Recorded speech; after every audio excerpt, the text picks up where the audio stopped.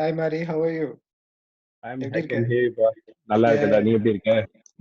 நான் நல்லா இருக்கேன். ஒரே நிமிஷம். Okay.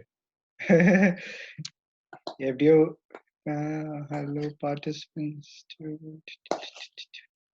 Okay, maybe waiting room வேண்டாம். Okay, you have to disable the waiting room.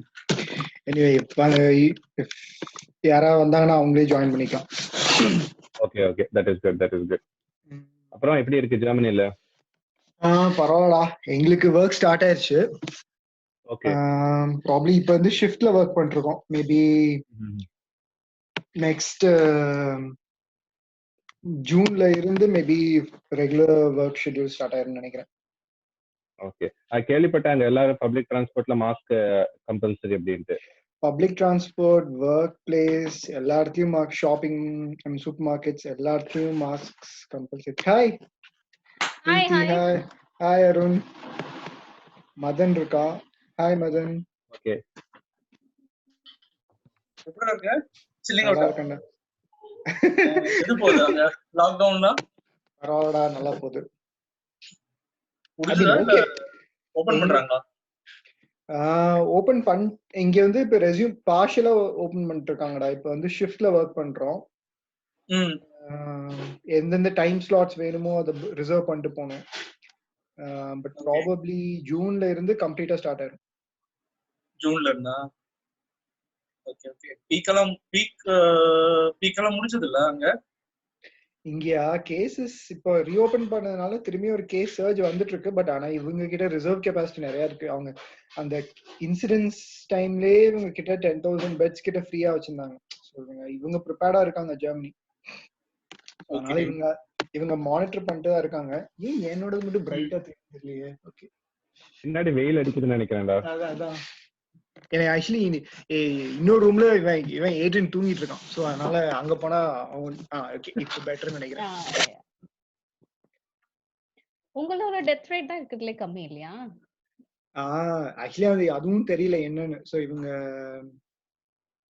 நிறைய ரீசன் சொன்னாங்க, பட் எக்ஸாக்ட்டா தெரியல. இவங்க ரிப்போர்ட் பண்ண விதமா இல்ல இவங்க ஏர்லியா இவங்க அந்த ஏஜ் குரூப் அஃபெக்டட் ஆனவங்களே ரொம்ப கம்மி. சோ தெரியல, நிறைய ரீசன்ஸ். டெஸ்டிங் வாஸ் காம்ப்ரிஹென்சிவ் இல்லையா? Yeah testing was very good. So பயங்கர அக்ரெசிவா பண்ணாங்க. Okay, have 2 more minutes. Hi everyone. Hi Kadirvel. வேற யாரு இருக்கா? மத்தீன் இருக்கா? Wow. Mateen is here, Gautaman is here, Vinod is here.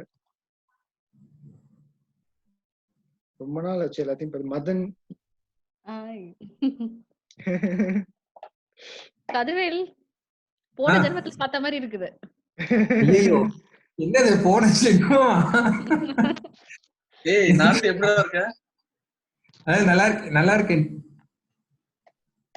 யாரு அருண் தானே பேசுறது? ஆமாண்டா. ஓகே எனக்கு ஓகே யா நான் வந்து மேல பாத்துக்கிட்டு இருந்தேன். எப்படி இருக்க அருண்? நல்லா இருக்கேன்டா. Okay great. கேம் சேஜ் தானே? இல்ல இப்போ CMC. Okay good. CMC Coimbatore medical காலேஜா அருண்? இல்ல வெல்லூர். வெல்லூர். ஓ வெல்லூர் ரைட் ஆயிடுச்சு. பிரீத்தி என்ன போன ஜென்மம்ங்கிறதுக்கு என்ன மீனிங் எனக்கு புரியல. ரொம்ப நாள் ஆன மாதிரி இருக்குன்னு சொல்றேன். ரொம்ப ரொம்ப நாள் ஆயிடுச்சு. ரொம்ப வருஷம் ஆயிடுச்சு. ஆமா. ஏய் சரிடா, நீ தான்டா சொல்லணும். என்ன பண்ணலாம்? எபிடெமியாலஜிஸ்ட் சொல்லு. எபிடெமியாலஜிஸ்ட் ஒண்ணும் பண்ணாதீங்க, எல்லாம் ரொட்டீன் வேலையை பாருங்க. சொல்லுடா, எப்படா பீக் சொல்ற? ரொட்டீன் வேலையை come to normal, that's all. என்னடா டி, என்ன மேக்ஸ் மெடிசன் இல்ல வேக்சின் இல்ல, நீ பாட்டுக்கு ரொட்டீன் நார்மல்ங்கற? இல்ல டிபிக்கு மட்டும் என்ன வேக்சின் இருக்கு நம்ம கிட்ட? ஓகே, பட் அது இவ்ளோ அக்யூட்டா காசு பண்ணும், ஏஆர்டிஎஸ் காசு பண்றது இல்ல. See, political commitment is needed, but this political commitment is too much. At least for India. Maybe வந்துட்டு யூஎஸ்லயோ இல்ல வந்து யூகேலயோ சொன்னோம்னா நம்ம டிஃபரன்ஸ் இருக்கு. But at least for India it is not needed. And at the field level வந்துட்டு it is like too much suffering for the patients, especially non communicable diseaseல. சரி இல்ல வந்து tuberculosis-லயும் சரி leprosy-லயும் சரி எல்லாத்துலயுமே there is too much of suffering including pregnancy சொல்றாங்க ஆன்டினேட்டல்லாம் open சொல்லிட்டு ஆனா complications are high nowadays. மத்தின் Vinod எல்லாம் வந்து வித்தவுட் வீடியோ ஜாயின் பண்றாங்க. Okay, without video. Kiran without video. Oh my god. வேற யாரு இருக்கா? பெரிய ஆளுங்க எல்லாம் பேசும்போது நாங்க எல்லாம் பேக்ரவுண்ட்ல தான்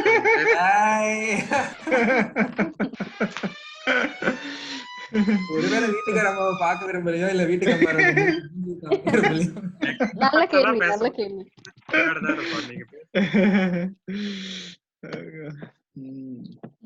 மரியானோ ஸ்காட்லாந்து போயாச்சா? மியூட் யூ ஆர் இல்ல இன்டர்ஃபியர் பண்ண வேண்டாம்னு நான் மியூட் பண்ணிட்டேன்.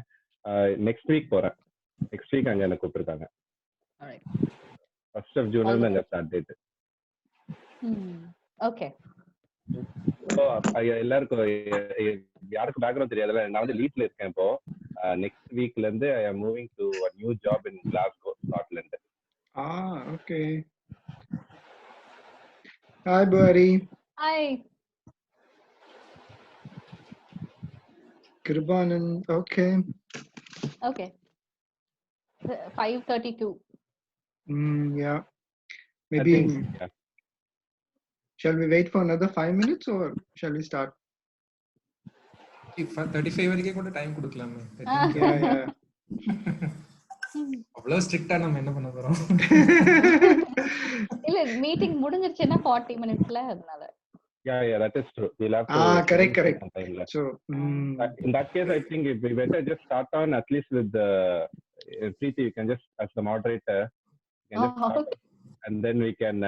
After join பண்றவங்க, if you have any questions, we can always get back to them. That is right. We have a time limit. ஆமா. Then சண்டை போடுறதுக்கு நிறைய டைம் வேணும்ல. அது உண்மைதான்.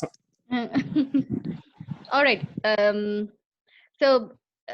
Anand is going to present something for us today for 10 to 15 minutes, mainly concentrated on a consensus statement, commentary article, Nature la vandadilla Anand.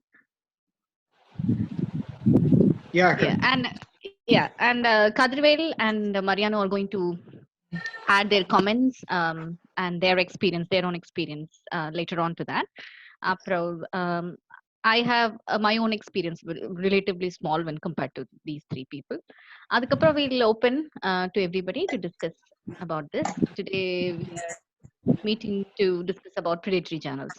So Anand, what made you to start this discussion or go about it? And then you can just flow into your presentation. Yeah, actually, I mean, this is something which we started discussing in our guys have a separate WhatsApp group. I don't know if you are aware of it. So in that we sort of had we had one of our friends who had a recent publication, and then we just sort of I was just raising the concern, saying that I do not know that journal, so I could not find reliable information about the journal. Then he started sharing the facts, and we both started sharing facts, and then it became a lengthy discussion. So I think from that, I think Muhil suggested that we should maybe have a discussion so that everybody is aware of it. I also wanted this to be discussed because I think this is not covered in our medical curriculum, and we at this stage, it's very, very important for us to be aware of what is true and what is not true. So what is reliable, what is not reliable. I think that is the background behind all of this. So I thought we'll just try it out. I don't know if it's going to help, and I think it's an experience for all of us to learn from each other. So maybe ஒரு question just to put this in perspective. So Anand, Mariano and Kadirvel, all three of them are in predominantly an academic career, so they have extensive experience in publishing. No, I think we're all too young to say we are very experienced. Okay, experience than us, probably. Yeah. So So generally the research papers and all publishing is generally glamorized. In our curriculum, medicine la general, post graduation especially, we do thesis and we want to publish, see our name print somewhere. So, but there are certain criteria that needs to be looked at, and we should pace ourselves. So, with that, we'll start. Yeah.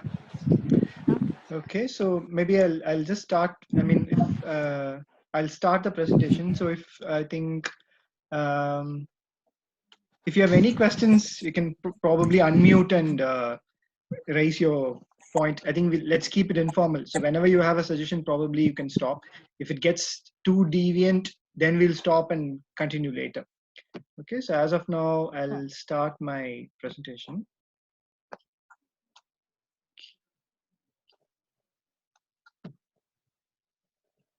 So are you able to see the screen now?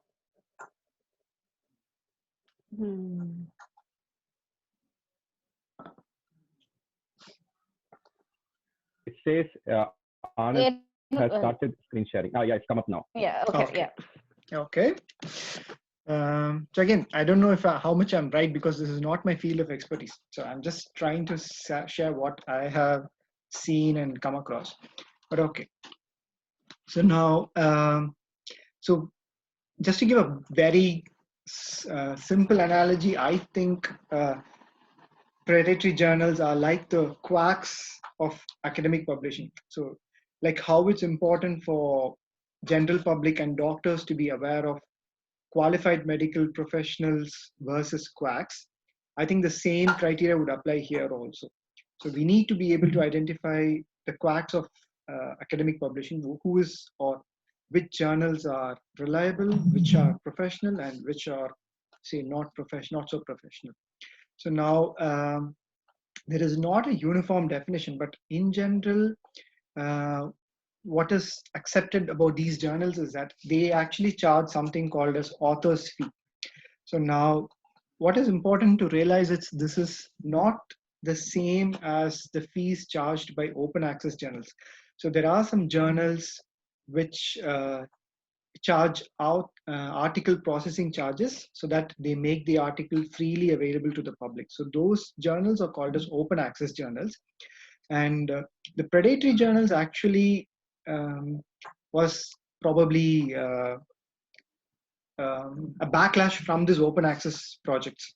So some people realize that this is an opportunity for scam, and they have started this predatory journal thing. And so they charge something called author's fee, and they actually accept articles without quality checks. So usually if you submit article to a reliable journal, you will have to adhere to reporting guidelines. The proper peer review is ensured, or plagiarism checks, ethical approval. So all of these are actually essential for a good publication. But these journals, either they do it in a namesake fashion, or they don't do it at all.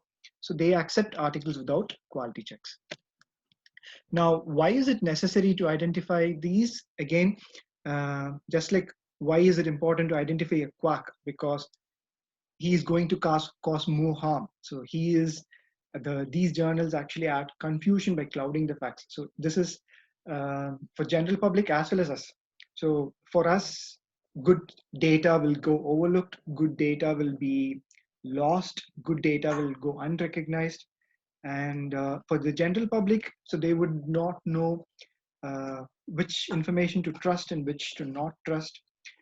Even for us, if, say, for example, if a quack claims that some medication works, so we should be able to defend it or appraise it, saying why it works or why it does not work. So I think for all of these reasons, we need to identify where this information or the source of information is coming from.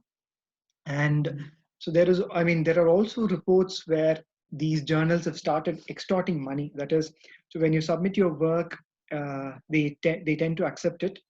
And later on, when you realize that this is a predatory journal and you want to retract the article from this and submit it elsewhere, so they actually extort money. So they actually ask you to pay more money. They demand, like a ransom. then only they let you go. And these publications in these journals are not recognized by any of the official bodies. So if, for example, if you take India's example, MCA does not recognize any predatory journal publication. Not if it's not approved by the UGC, it's not recognized. So even institutions like, for example, CMC Vello does not recognize publications in these journals. So you will not be promoted. So whatever hard work that you've done is actually gone down the drain. Now, as I said, so how do you identify? So this is from the consensus statement. So they actually list 4 points. So one is these journals provide false or misleading information. I will not I will not explain this here. You can actually read this article. It's a very, very small article, and I can share the PDF link to all of you. But what is this? So they deviate from best editorial and publication practices. They lack transparency.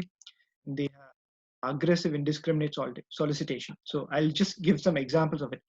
So for example, I'll show you an example that I received. So this was from a few days ago. So this is actually an example of an indiscriminate solicitation. For example, look at the journal's name. So Clinical Microbiology and Infectious Diseases. So obviously I'm not a microbiologist. I have no experience in infectious diseases, but this journal expects me to submit an article. So which actually is like a no-brainer. But say for example, this could be a biochemistry journal as well. So if that is the case, then, and if I believe this email, how would I proceed to see if it's verifiable? So these are some things which I look for.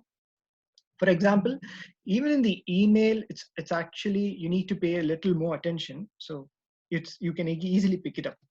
For example, I think there are very, very small minor things, but I think you can pick it up.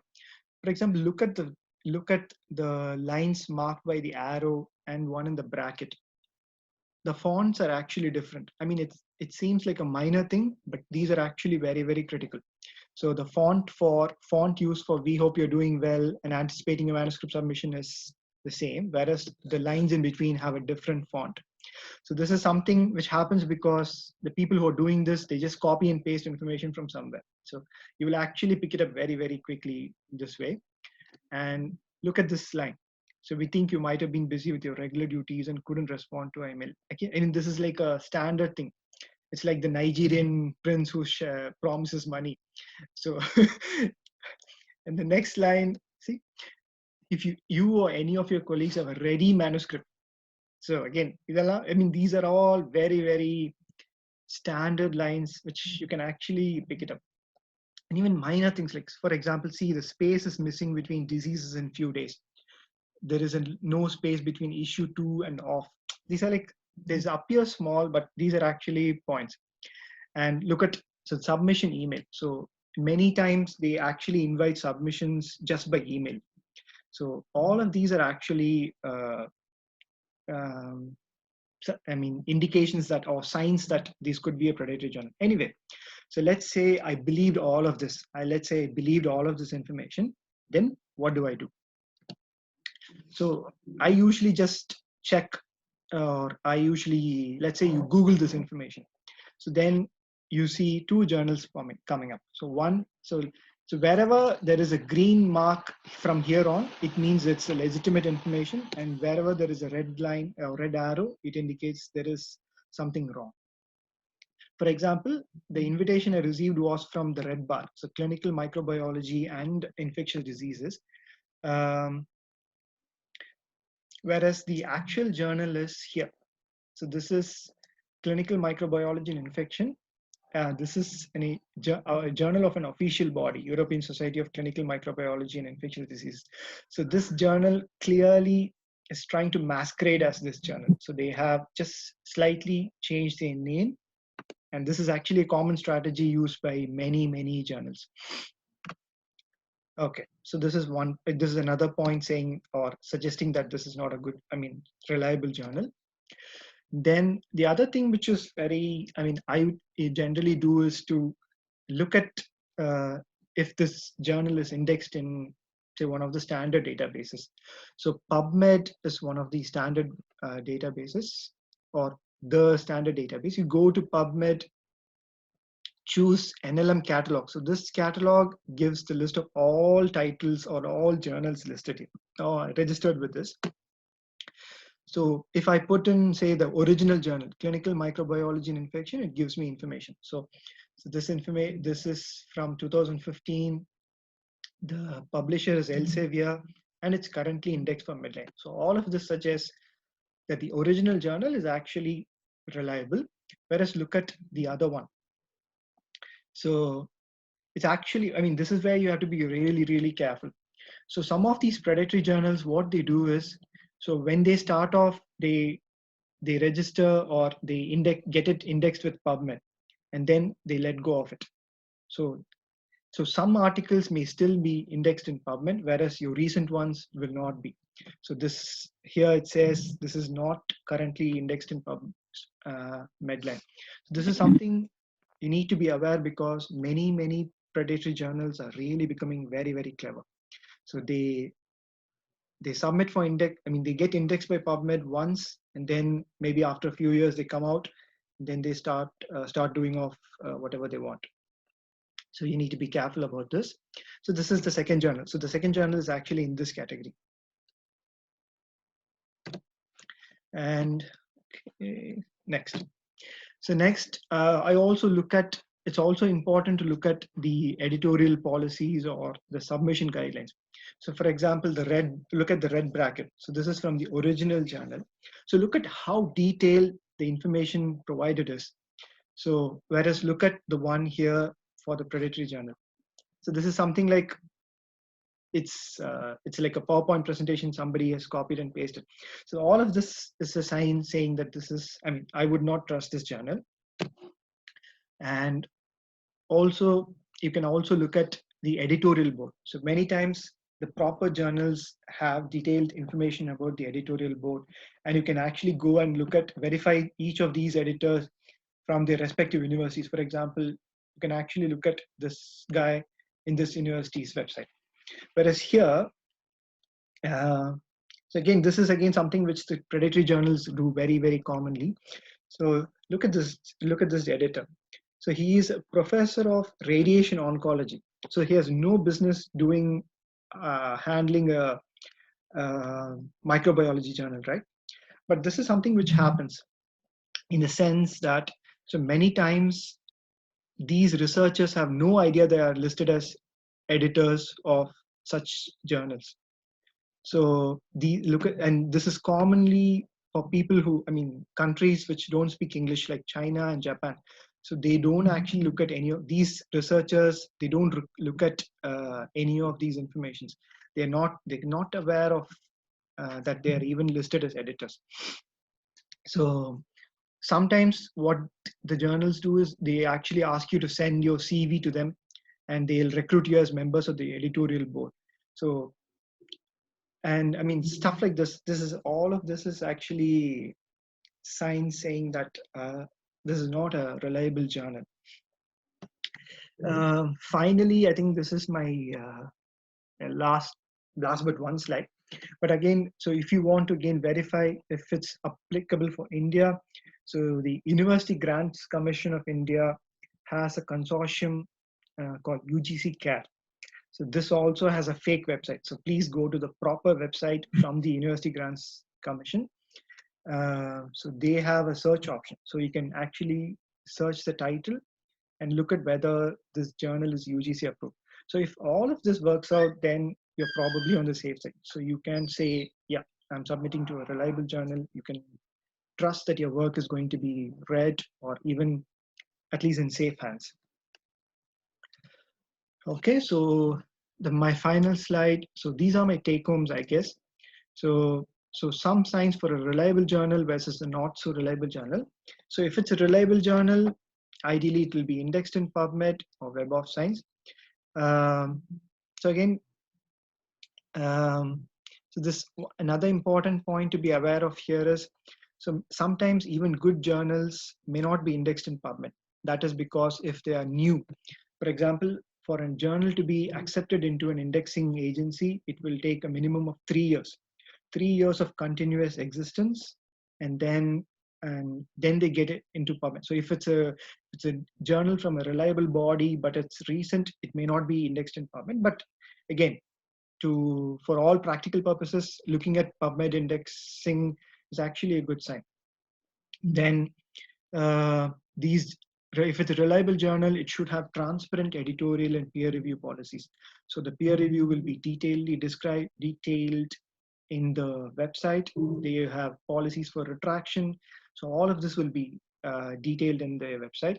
And usually if it's from an established publisher like Wiley or Springer or Elsevier, Karga, so these are actually SagePub. So then you can be safe.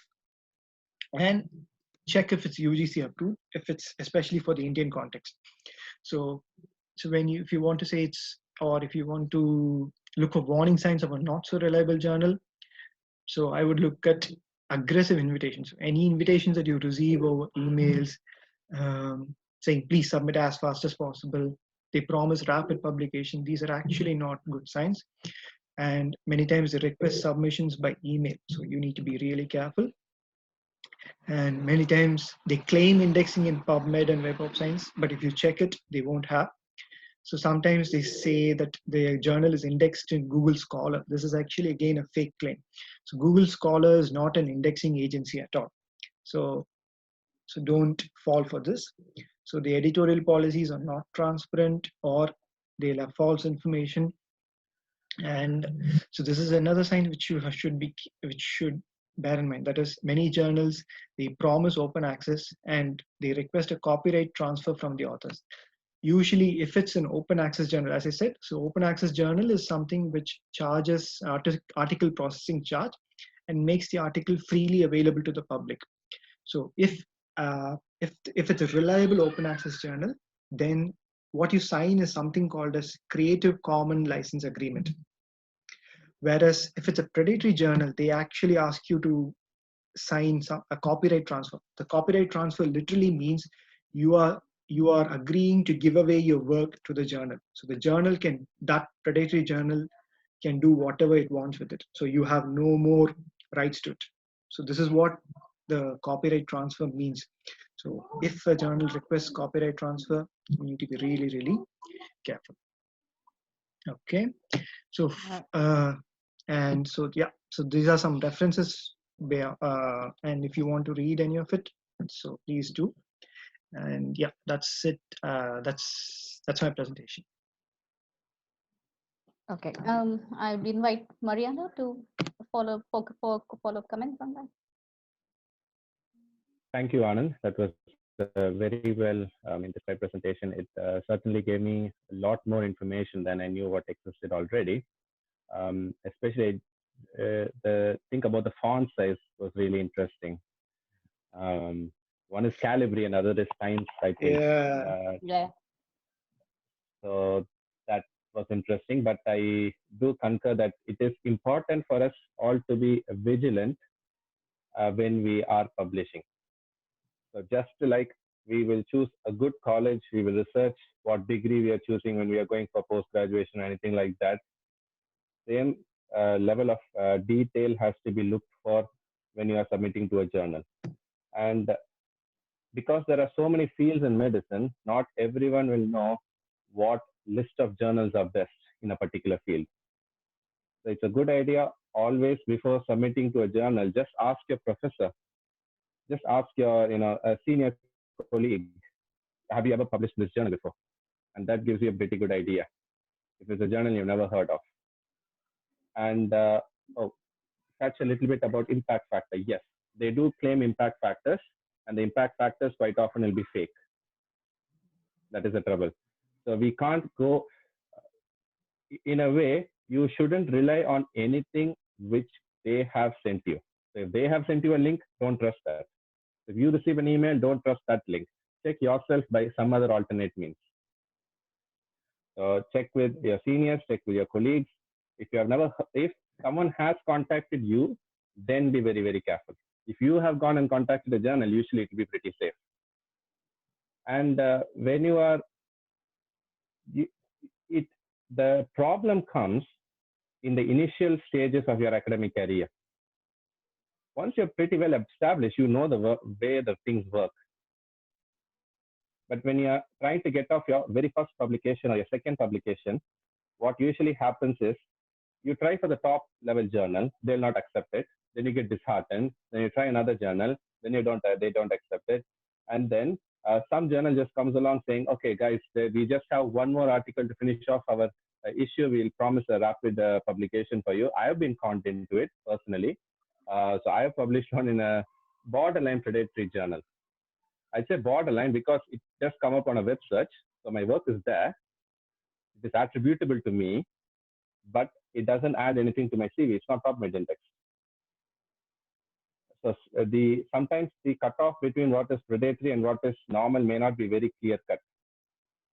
But for at least, so there are many reasons why people publish. One of the reasons why people publish is for their career progression.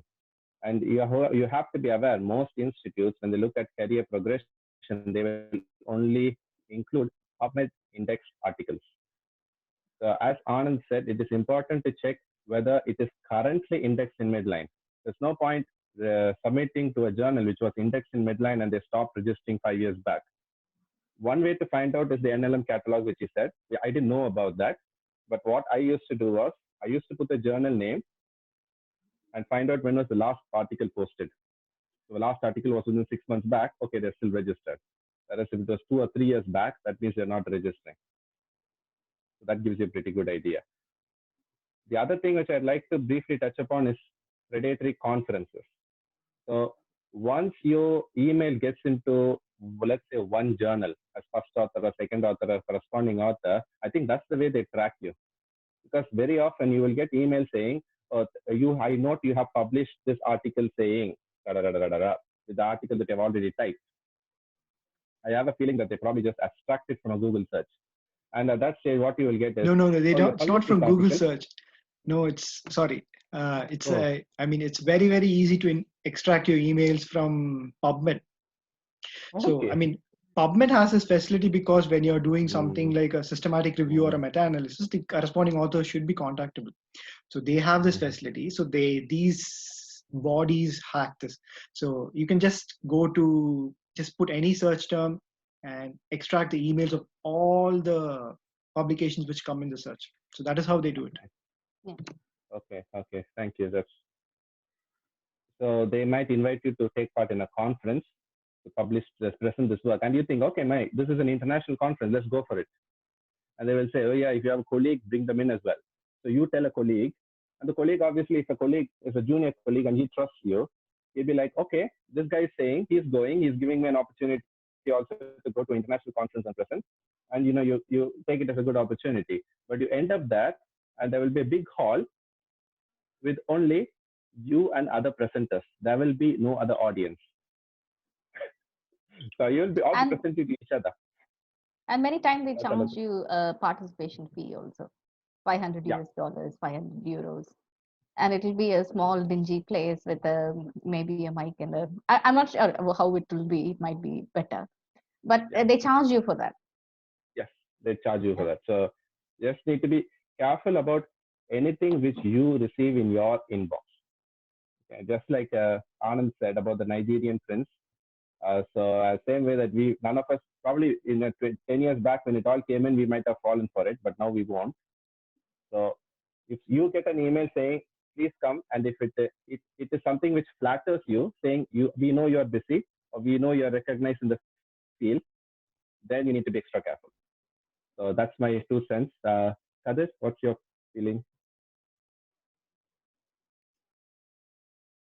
So I think these two guys actually covered most of the things. And so I just wanted to have more clarification because we teach regularly this PubMed. And since I was also catalog, first of all, we have to understand what is the closed access and open access. So once again, I wanted to stress upon the point that if during the submission, they are asking you to pay money, or after the acceptance of the article, they are asking you to separately pay the money, that is not part of the process of submission, then it is a predatory journal. There is no doubt. And similarly, whenever they are asking you to submit through email without a proper journal submission processing system, then once again, it is a predatory journal. There is no question. Just blindly you can go ahead with it, because submitting to a journal itself is a big process, and that itself actually sometimes takes more time compared to writing your manuscript.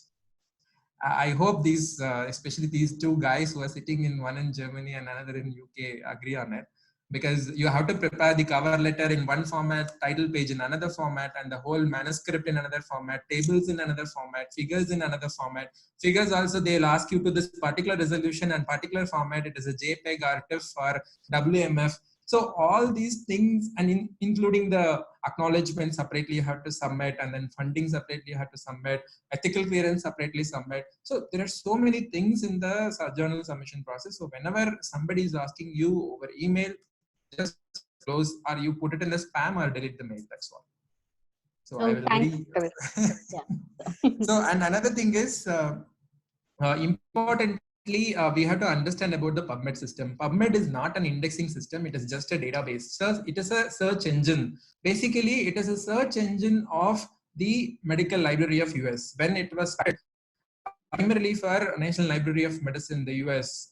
So that was a search engine. I think people sitting here, especially Preeti and Anand and Kiran, PGI also started a search engine which is called as Remote Text. So you can access the PGI library from remotely through the search engine. So similar way, they have actually created this PubMed in 1950s or 60s.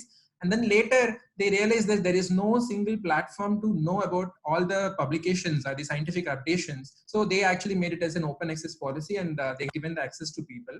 And then once again, as Anand mentioned specifically about how actually, so it is primarily for Medline Journal. So Medical Library of US means it is Medline Journal. So it is present inside the Medical Library of US. And later people actually requesting, okay, because you are to share the information, scientific information with people. So we also wanted to share our information through you, because there is no single platform available. And then that group accepted, but they did not take those journals or the articles to their library, but they kept it in the PubMed, which is called as PubMed Central. So that is a PMC article. So you can see that always PMC articles are full text articles. So there is some condition for that. And how it is getting indexed with the Medline is basically, at least they have for many years, they need to have some minimum number of citations for the journal, and then they also have to pay some money to get it indexed with them for the Medline. So there is no, so PubMed indexing is basically a misnomer. So there is no indexing system called as PubMed indexing. So it is only Medline indexed. So you can also, you should have seen when Anand was showing, there is in NLM catalog, it is indexed with Medline and not indexed with Medline. That's all. So it is something like a Google for searching scientific articles. There is one more place where we can search for the authenticity of the article is Web of Science. The most common citation we can say, which is Web of Science. You can go to the Web of Science also, and then you can check whether that particular journal is there or not. I'll just try to, okay. So I cannot share the screen because the host is Anand. So anyway, but otherwise you can go to Web of Science and then you can find out. For example, in NLM catalog also, if you go there, there is a option called as in the home page of PubMed. In option mesh database, below mesh database, there is an option called as journals. You click on the journals, then you can get the NLM catalog, where you can see there are around 60,000, 59,000 something. I just recently, I mean, just 10 minutes before the call, I just updated, and around 59,000 to 60,000 journals. So, and you can actually download all 60,000 journal list, and then you can check whether that journal is there or not. And then similarly, whether it is indexed with the Medline or not, and when it has been started. And further, you can go to the journal website and then issue, and then archives, and then in the archives, and then how they are publishing, and rest of the things as Anand mentioned. Any other thing? I think that's all. Okay. Yeah, so Anand was mentioning about the email and how the font size are different, and the upper part and the middle part and the lower part. It is basically extracting, there is a system available with them, especially this predatory journal or the group of people who wanted to do as it as a business. They extract it and then automated mail comes to especially to the corresponding author. Whenever the mail ID is there, and then they actually take the title and then they exactly extracts the title, the corresponding author's name, and then send the emails to the people. That's all. That actually kind of an automated email. It's not at all even prepared by them. That is why the different font sizes are there. Thanks, Kadir. That was. Do you have something else to say? Maybe I think there's something going about the question about the impact factor. So impact factor is basically it is calculated based on the for example, in one issue there are 10 articles are coming, and so if the 10 articles, how many times it has been cited in the different articles, excluding the self citation. So excluding the self citation, how many times it has been cited. So based on which they every year they calculate the citation index, which is called as the impact factor for the journal, that is. And similarly, they'll calculate for the 5 years so that it is an average index. For example, now it is a COVID pandemic in journals also. So you'll be getting too many COVID articles, and maybe this year, this journal may be having too much of impact factor, but overall for the 5 years average, we have to see what is the impact factor. And similarly, for the author also, there is an index which is called as H index we use. So for example, I published 5 papers, and then all 5 papers have been cited 5 times. All articles have been cited minimum 5 times. Then I get an index of H index of 5. So if my 2 articles have been cited 5 times and the remaining 3 articles did not get any citation, so I think I'll get only 2 H index. So remaining 3 articles are not cited. So this is kind of an impact factor for the author. So author also graded based on it, and even our promotions and our new recruitments. Like if I for example, I wanted to apply for a director post somewhere else, some big post, administrative post, and they'll see what is my H index. So that is another thing. Whenever it's a very simple rule of thumb is when it is very simple to submit and get published means it is a predatory journal. That's all. So, it's interesting that you mentioned impact factor. These predatory journals, many journals boast an impact factor of 3 or 5, or which is pretty high when considered with other academic journals. It's difficult to achieve that impact factor. So when some predatory journal mentions a high impact factor, you can go and dig more into it. Which agency has calculated the impact factor? Generally, widely accepted agency to calculate the impact factor is Clarivate analysis. So if the impact factor is not from them, if the index, the agency generating the impact factor is something like African Agency for Quality of Journals, or there are so many fake companies or analytics groups which create these impact factor. And I would think that we should also consider ResearchGate impact factor with that. ResearchGate is a kind of a social media for academics. People sort of share their profile and the publications in that, and the ResearchGate itself, based on its traffic, they create an impact factor, and that is cited as just impact factor in some predatory journals. That is also there. So that's my 2 cents. I have, if we have time, there is one case study that happened with as a personal experience with me. I would share that very short, briefly. So this I came across when I was working in KMCH for the past for 4 years in the past, and KMCH started a medical college, and then there are some regulations now that to be an assistant professor you have to have so many publications or something like that. The new rules have come, the MCI rules or something, and I came across a few profiles of the pathology people. Most of the publications was in something called IOSR group of journals, that is International Organization of Scientific Research, they say, and it's called International Organization of Scientific Research and Journal of Medical Sciences, Medical and Dental Sciences, or something like that.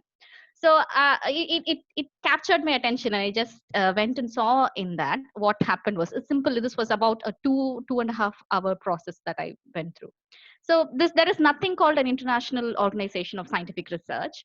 It doesn't have a head or a body or a tail, and they purportedly published 23 journals in different disciplines, ranging from mathematics and physics to medical and dental sciences.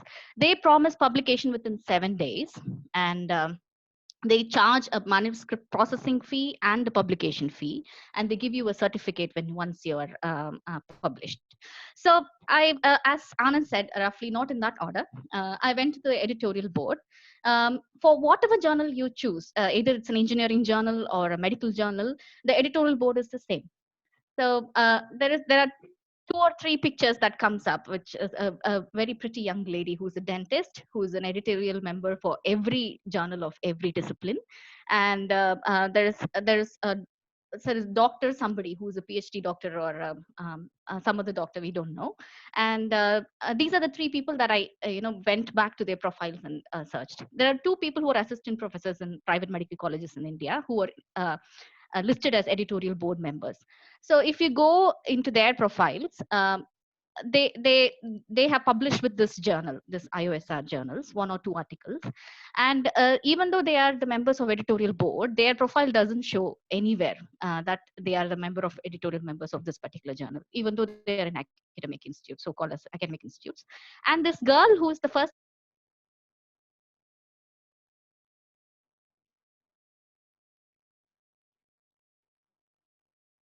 I think Preeti got stuck. Preeti's screen is frozen. Anand, can you actually allow me to share the screen so that by the time I'm just trying to, because I'm recording the video. So when I go against your name, it shows make you as host, then which means my recording will stop. So some people wanted the recording to happen. Yeah. So maybe next time we should make the co-hosting earlier. No problem. You can make co-host in the middle, Ra. I'm just trying to. I'm just trying to do it in the middle. Okay, I'm just trying Even to see. but you can change it. Even you can change it during this thing. Yeah. When I try to do it now against Kadirvel, so it's showing make host, which means my recording will stop. Yeah. Okay, maybe because Preeti, let's wait for Preeti to be back. But there are a few questions. No? Yeah. There are 2 questions. I think the first one is from Buhari. So the question is, what is the ideal impact factor? I mean, okay. So I mean, no, I have answered. You see, there is no idea. Yeah. I mean, I also agree. But the thing is, I think impact factor is, I mean, although it's considered like the standard of good journal, high impact factor means real quality or good quality journal. It's actually not the case. So I think we should, I mean, at least in the early stages of career, I think, I mean, more than discussing the weights, strengths and disadvantages or whatever. So I think at the early stages of career, I think impact factor, in my personal opinion, is not important. So all it matters is you do good science, you get it published in a good journal. And I think that is what I personally think, but maybe others would differ. I agree. From an impact factor side of things, there are 2 things to consider. Are you thinking of it as a potential reader, or are you thinking of it as a potential submitter? As a potential reader, I would like to read the articles from high impact journals, or maybe very good researchers that I know who are published in other places, even if it's just an opinion. But when I'm a submitter, I look at what quality of work I have to submit. So if it is a high quality randomized controlled trial with pre-registration and everything, all the paperwork is absolutely correct, you aim high.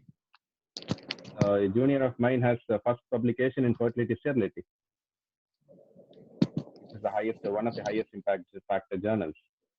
My first publication was in the Journal of Pregnancy, which was just indexed at that time. I think it had an impact factor of 0.5 or 1.0. It was so low. That was because mine was I think a cohort study or something like that. So I just wanted to get a publication in a PubMed index journal. I knew what the stuff was. So yeah, okay. Yeah, I wanted to make a point. This impact factor is once again a game of something like that. Okay, for example, you have something like 20,000 journals in your discipline, and means your people, your discipline people have a wide option to choose for, and so that your article may be less read and then less cited. And if you have, for example, as he was mentioning, Mariano about the infertility, so there may be some, totally in the whole world, only 10 journals are there. Okay, their impact factor will be very high, because those people will be referring only in this 10 journals published articles. And in case of, for example, public health or community medicine journals, we have wide scope. We can either publish in, even we can publish in infertility journals. We can also publish in pulmonary medicine journals. We can also publish in biochemistry journals. So we have wide options. So it depends, once again, for example, in PJ also, for public health discipline or community medicine discipline, the impact factor was kept as 1. And for the pulmonary medicine people, the impact factor has been kept as 6 or 7 minimum. So you have to, so this is a difference you have to understand. So once again, how people are reading and citing your own discipline journal articles, that is important. So that is why there is no ideal impact factor. Yeah, I agree. So shall we open for some open discussion now? Somebody wants to ask something. Yes, raised his hand. So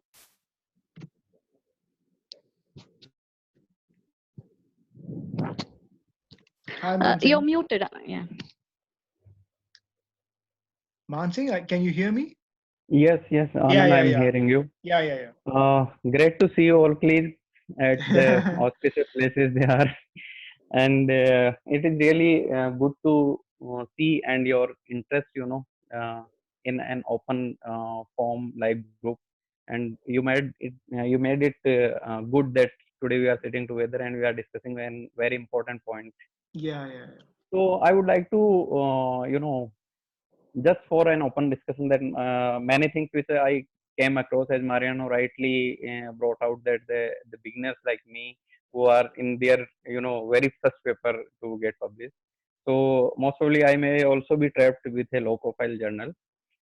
So many things which I got in my mind, like Anand described earlier, that there are charging some author fees.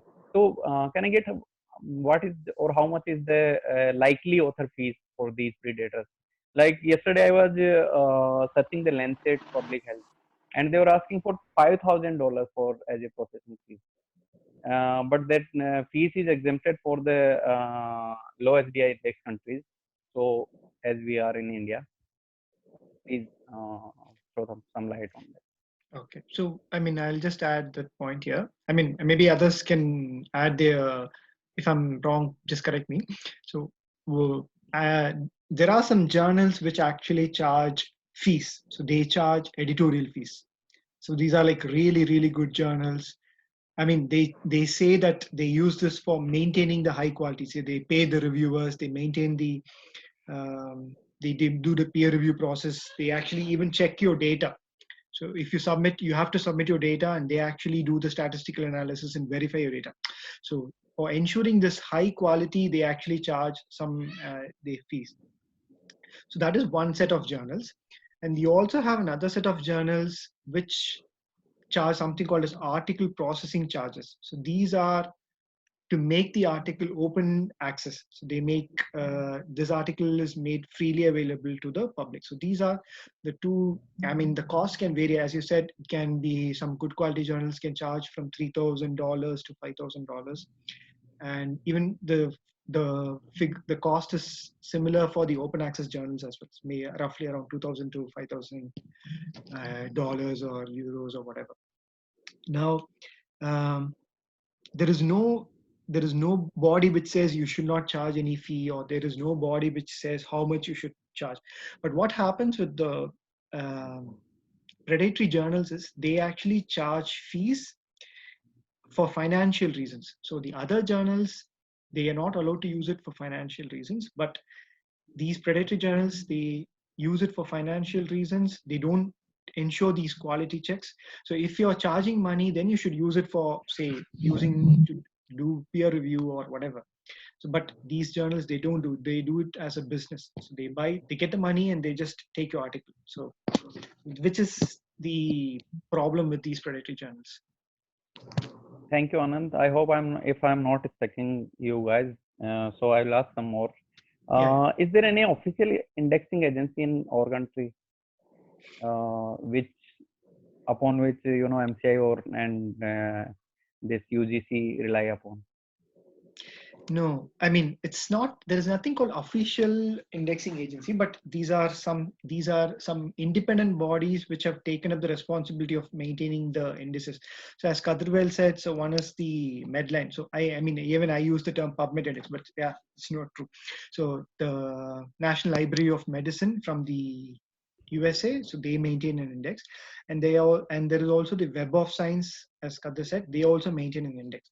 So other than that, I think Scopus is one of the other indexing agencies, I think, but the Scopus is paid. So they actually, if you want to access their database, you have to pay money. I think Web of Science is also, I think, paid. I don't remember, but PubMed is free. So these are some recognized indexing agencies. So Google Scholar, for example, it has a record, but that is not considered as an indexing agency. So I don't know. I hope, is that clear, or does anybody want to add anything? So I just want to add a little bit subtle point to that. So by indexing, Anand, you mean that there is an inherent vetting process to that journal? Is that what you mean? No, but indexing means that particular agency maintains a record. So they actually allot a unique ID, and they take that unique ID and say this ID is with this. So it's like maintaining, say for example, like a library maintaining a list of books that they have. So the indexing, maintaining the database basically. Yeah. So they actually have an.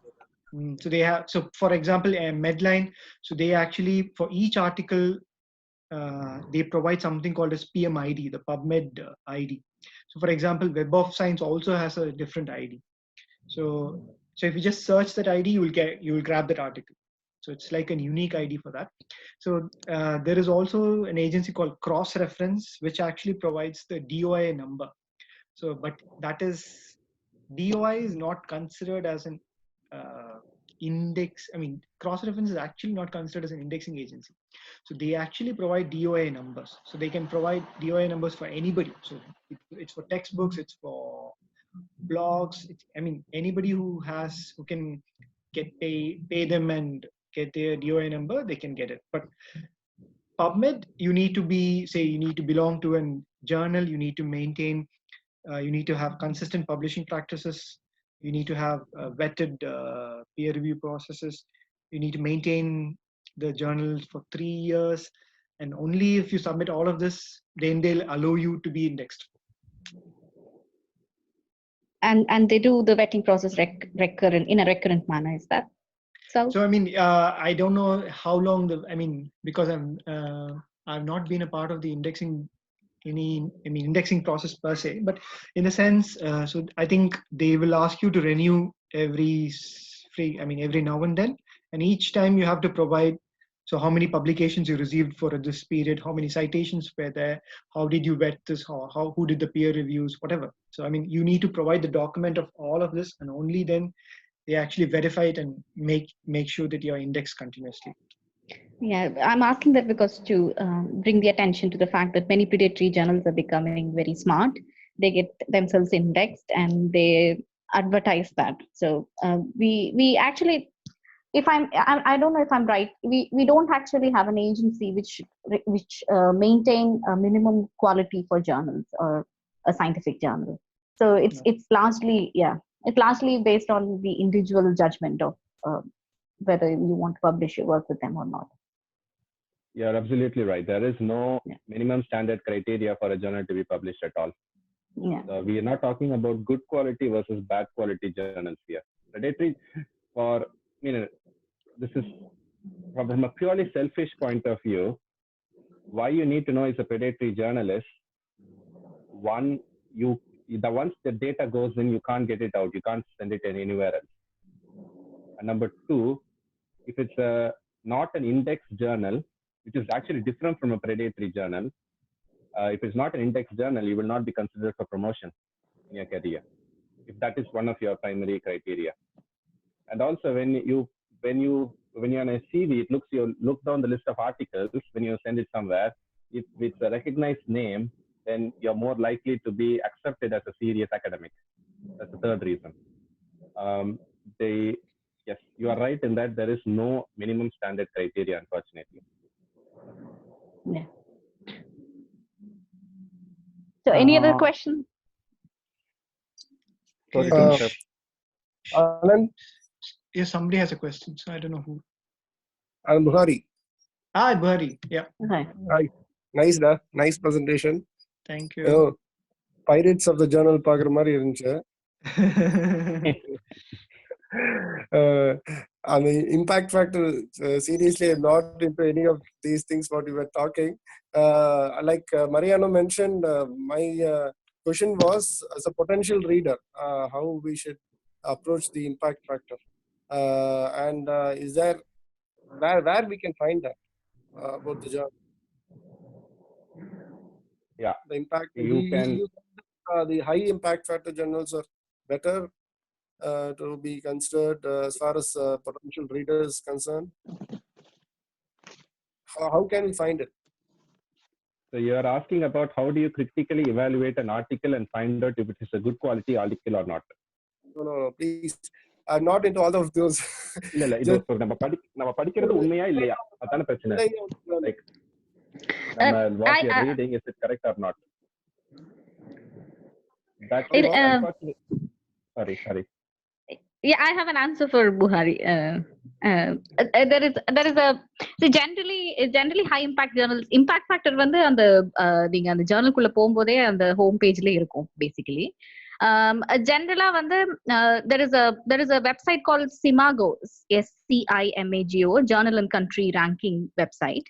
So அங்க போயிட்டு you can see the journal rankings country wise and impact factor wise. That is one way. And second thing is a rough guide is to follow the publishers like Wiley, Nature Publications, and Elsevier publishers generally do authentic work. So if you know the journal that you're reading from is one of these a few publishers, scientific publishers, then it generally assures some kind of a quality to it. So it's a rough guide as from a reader point of view. Does that answer your question, Buhari? Yeah, enough. Yeah. I just wanted to add with Preeti, because we have some incidents not only outside India but also in India, where a group, a reputed institute basically, they published at least some hundreds of articles from single institute and repeatedly on the same topic. And basically what they did was the peer review process, the SAGE publishers journals, and they actually cheated them, the publishers, they cheated the journal people, and the authors acted very smartly, and then published hundreds of articles, and then they later found the problem was found by the journal people, and then they have been sued for that. So basically what they did was, for example, I am writing an article and I sent it to Anand saying that I don't have any affiliation with any relation, professional relation with Anand for past 5 years. Anand immediately accepts the article without any correction or with minimal corrections. And Anand writes an article and then he actually sent to me. So in favor of the previous episode, I'll also favor him saying that, okay, accept it. Similarly, this goes on and this happened. So we cannot, once again, whatever the author is submitting, the peer reviewer, the reviewer are actually, the peer review is actually a thankless job, first of all. And they are doing without money, without getting any money for that. And they are spending all their time and then reviewing it. And once again, we cannot actually, what you call it as, check the authenticity or the quality of the data which they have collected, frankly speaking, most of the time. So we believe that is why Indians are like Indian data or Indian papers are published most of the time not in the high quality journals because of our own acts as an Indian. So we have to understand this. So we cannot ensure this quality and all. So we have to assume that, okay, this particular journal always maintains the quality, but still in those journals also there have been incidences. And even from PGI also there have been incidents where the article have been withdrawn because of plagiarism or some fraudulence acted in the data which they have handled. I agree with Kadirvel. Sometimes the quality is sometimes determined by where you are publishing from. But in contrary to what sometimes I have found that this practice extends beyond countries. Some articles which we come across when we are compiling studies, we find almost the same data being repeated. And there is right now an article published by Ben Moll. He is a big person in fertility, who has found that around the data of around 30 RCTs in reproductive medicine in the last 10 years have probably been faked. So in answer to Buhari's question, you're asking a very valid question. The trouble is, at the moment, we are just not able to trust everything which comes out in black and white, even if it comes in Human Reproduction Update, which is the highest index one in fertility in reproductive medicine. But so what I would suggest is, when an article comes out, if it's the first thing doing the first ever time, don't go off that. Wait till another article comes out corroborating it, and then trust what it says. Don't change your practice based on one scientific article. Wait for the second article, wait for the professional guidance. It will take 2 years, but at least you'll be safe. Just as an example, pre-implantation genetic testing. So we biopsy the embryos to see if they're genetically normal or not. It was done extensively from 2000 to 2010 in embryos cultured on day 3. In 2010, an RCT came out, the big star RCT, finding out actually it was harming people. And so they stopped. Then they started biopsying on day 5. Last year, an RCT came out, the best RCT, saying that there is no difference. So probably now they're going to probably stop that as well. The same holds true with hydroxychloroquine. Yes, we want to do the best. So, but we need to know that it is just not possible to trust 100% anything nowadays. Unfortunately, this situation in medicine.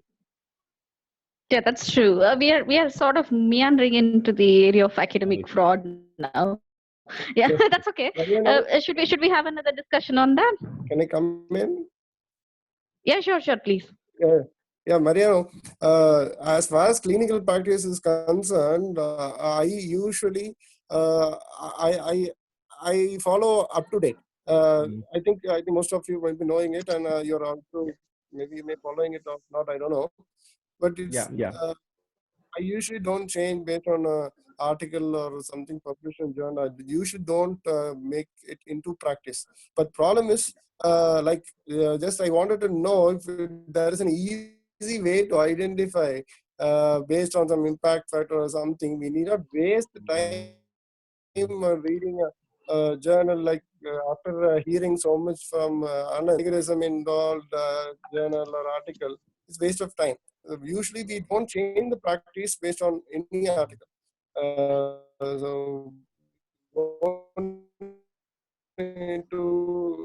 we just that was some easy way. We need not waste time in reading article, and sometimes it's being put forward by co-consultants, and when we meet in conference, they say we can ourselves know that the factor what they are saying is not reliable, but some evidences, and is there any way to easily identify it? That's what I was asking. So I just had a point. I'm not Anand. No, sorry. Even no, in our institute, go ahead. We have right now retracted the use of embryo glue. So there was lots of articles saying embryo glue is useful, and we were using embryo glue till last month, and now we are going to say there's no longer evidence. So that's the trouble. Sorry, Anand. No, I was actually, I think what Buhari mentions is actually a very valid point. So I think, that is the direction which we should head, in the sense that, so it's no longer merely reading an article or merely reading an evidence. So it's actually, it's appraising it. So we need to actually be skeptical about each and every step of right from the title to the end. So I mean, I eventually, so now I have become like a serious kid. I don't believe anything. So that's why whenever somebody posts, I keep finding out whether it's true or not, and I end up in a long discussion, which which my wife is like, she keeps asking, why are you doing this? But it's like, I mean, I don't feel.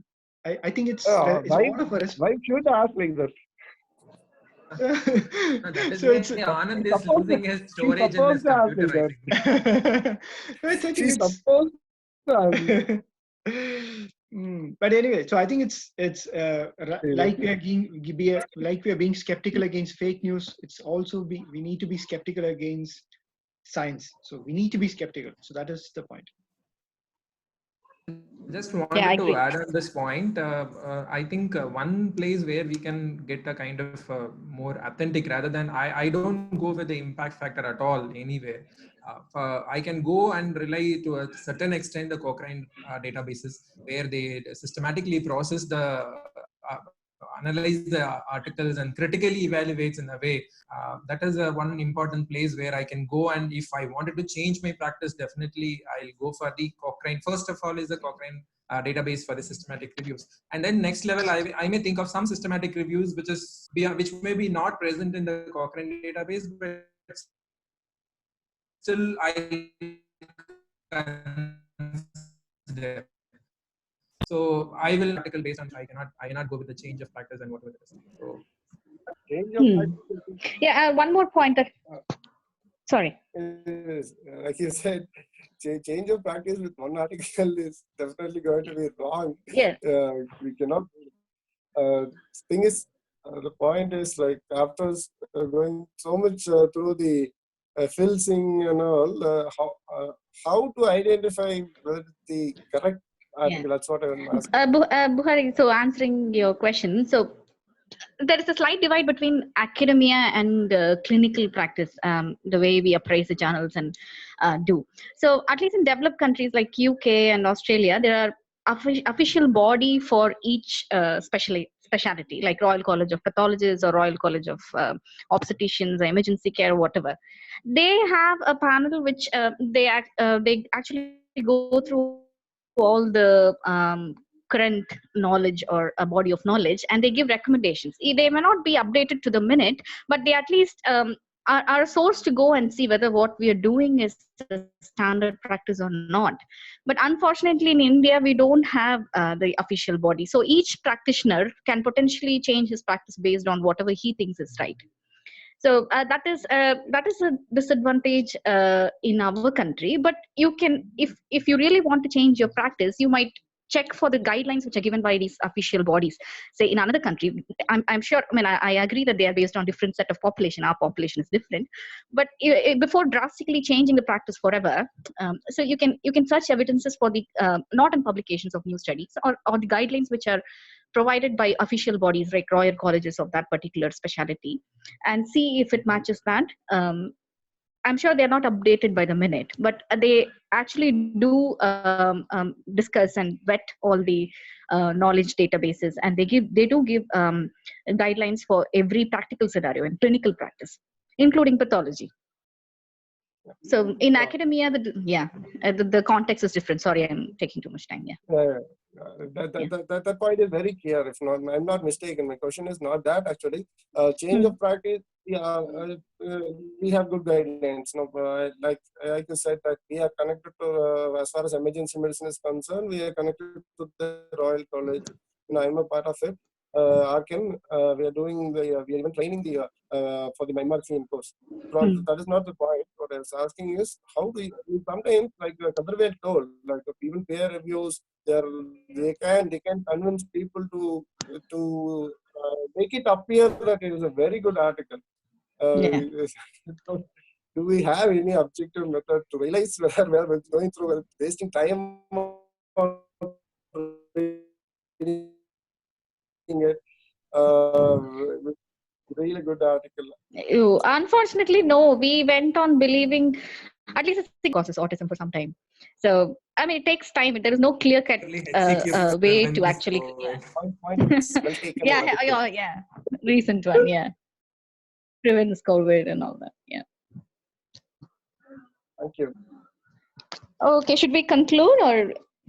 I just wanted to make one point. Some question was there how to identify the right article. Rather, I will reframe it in a different way. How to search for article, because we have different databases or these search engines available, and we should know how to search for search in these databases or these search engines, because that is one of the important skill if everyone need to learn. Otherwise, because how come we'll come to know what are the new papers for getting published? Because as I said, there are around 60,000 journals are available in the PubMed search engine itself. So it's very difficult to get updates. Maybe I'll regularly update from the NEGM or Lancet or some important BMJ journals, but I cannot actually keep my fingers with every journal which is available in the world. So in that way, we should actually learn how to search these. At least one database is more than enough for us at this level. And if you are actually going for systematic reviews and all, then we need to learn other database search, how to search in the other databases, and we can use it.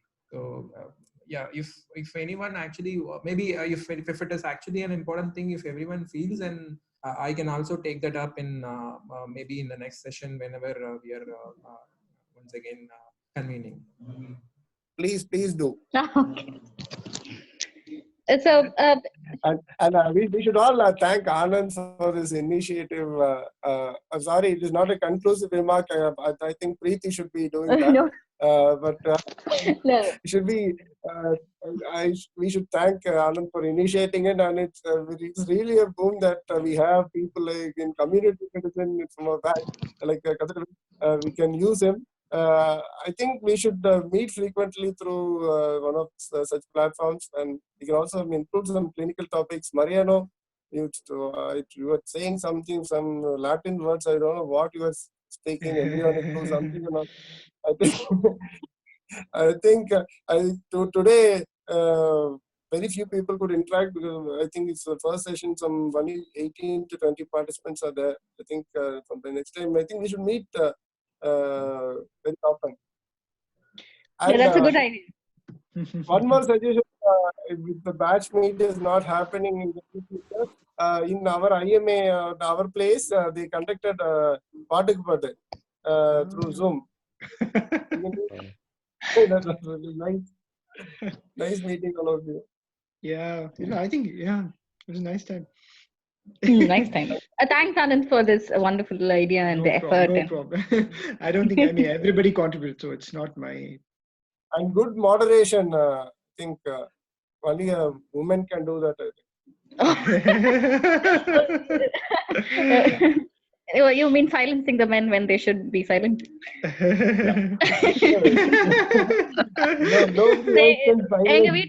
எங்க வீட்டுக்கார ஒரு வார்த்தை கூட பேசல. அதான் பார்த்தேன், participant லிஸ்ட்ல ஒரு வார்த்தை பேசாம எவ்வளவு அமைதியா உட்கார வச்சிருக்கேன்.